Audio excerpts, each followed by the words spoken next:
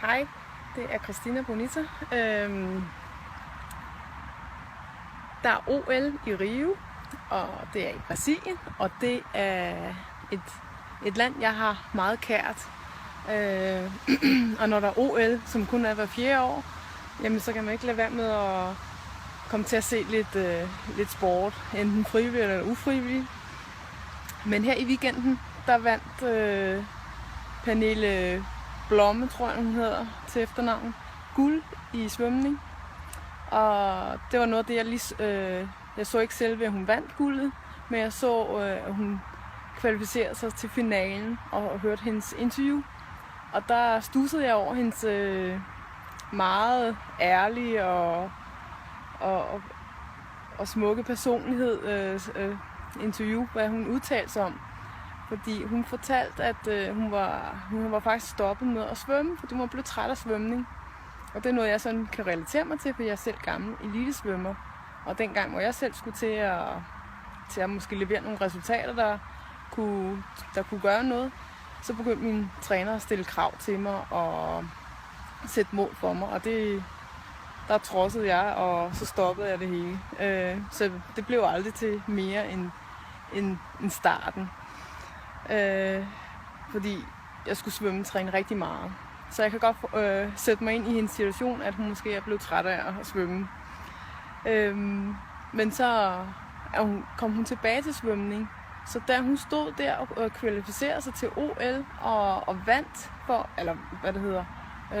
kom først i mål til semifinale, så stod hun der og følte sig virkelig stolt af sig selv. Men hun turde næsten ikke sige det. Hun sagde, jeg ved godt, man ikke må sige det, men jeg er stolt af mig selv. Hvor jeg tænkte, er janteloven taget med til OL i Rio? Og sportseleter på det plan, de stadigvæk er fyldt med janteloven. Det synes jeg faktisk er ærgerligt, men hun sagde det så flot, at hun var stolt af sig selv. Og det synes jeg, hun skulle have lov til. Hun har slået Danmarks rekord, og hun placerede som nummer 1 til finalen. Og hun vandt finalen, og hun vandt guld til OL, det ypperste inden for sport. Så har man altså også noget at være stolt af, når man lige er gået fra at være stoppet som svømmer og været træt af svømning, til man tog kampen op igen. Så ja, det er da mega flot, og janteloven skal ikke have lov til at tage med til Rio.